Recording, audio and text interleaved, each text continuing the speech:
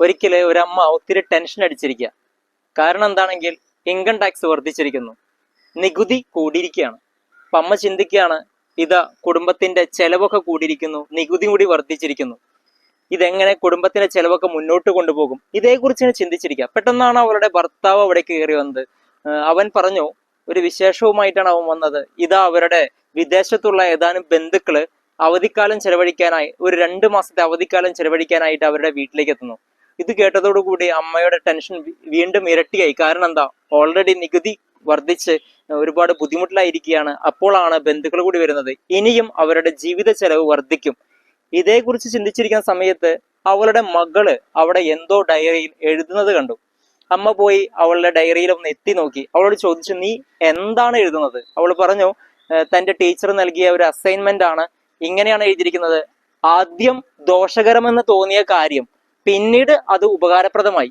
അങ്ങനെയുള്ള ഏതെങ്കിലും ഇൻസിഡൻസ്, സംഭവങ്ങൾ എന്താണെന്ന് എഴുതി വെക്കാനാണ് പറഞ്ഞത്. അവൾ എഴുതിയ വരികൾ ഇങ്ങനെയാണ്. അമ്മ വായിച്ചു, വാർഷിക പരീക്ഷ വന്നത് ഒത്തിരി നന്നായി. കാരണം അതുകൊണ്ടാണല്ലോ ഈ അവധി ദിനങ്ങൾ, വെക്കേഷൻ ലഭിച്ചത്. അതിനുശേഷം അവൾ വീണ്ടും എഴുതി, ഒട്ടും രുചിയില്ലാത്ത മരുന്ന് കഴിച്ചത് നന്നായി.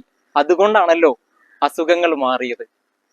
അപ്പൊ അതോടുകൂടി അമ്മ ഇങ്ങനെ കൂട്ടിച്ചേർത്തു, നികുതി കൂടിയത് നന്നായി, കാരണം അത് വരുമാനം കൂടിയത് കൊണ്ടാണല്ലോ. വീണ്ടും ഇങ്ങനെ അമ്മ പറഞ്ഞു, ബന്ധുക്കൾ വരുന്നത് നന്നായി, കാരണം പറയാനായി ഏതാനും ബന്ധുക്കൾ ഉണ്ടെന്നെങ്കിലും പറയാമല്ലോ, പലർക്ക് അതില്ലല്ലോ. ഇങ്ങനെ അമ്മ ആശ്വസിച്ചു. അതെ, പലപ്പോഴും നമ്മുടെ ജീവിതത്തിൽ ഇങ്ങനെയാ. നമ്മൾ ആഗ്രഹിക്കുന്നതും ആഗ്രഹിക്കാത്തതുമായ പല കാര്യങ്ങളും നമ്മുടെ ജീവിതത്തിലേക്ക് ഇങ്ങനെ കടന്നു വരും. അത് നമ്മുടെ അനുവാദത്തോട് കൂടിയിട്ടല്ല. അതിനെ ഏതിനെയും പോസിറ്റീവായിട്ട് എടുക്കാൻ സാധിക്കണം. നമുക്ക് നേരത്തെ പറഞ്ഞതുപോലെ ഇഷ്ടമുള്ളതും ഇഷ്ടമില്ലാത്തതും ഉണ്ടാകും.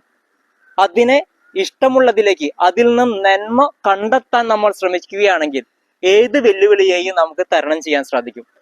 പലപ്പോഴും വെല്ലുവിളികൾക്ക് മുന്നിൽ മുട്ടുകൾ മടക്കുന്നവരാണ് ഇന്നത്തെ സമൂഹം.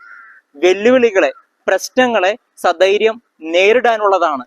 അങ്ങനെയുള്ളവരിൽ മാത്രമാണ് കർമ്മോത്സുകത ഉണ്ടാവുകയുള്ളൂ, ഒപ്പം തന്നെ ജീവിത വിജയം ഉണ്ടായിരിക്കുകയുള്ളൂ. അപ്പൊ അങ്ങനെ ജീവിതത്തിൽ വിജയിക്കുന്ന നന്മയുള്ള നല്ലൊരു സമൂഹം നമുക്ക് പടുത്തുയർത്താം. ഏവർക്കും നല്ലൊരു സുദിനം നേരുന്നു. നന്ദി.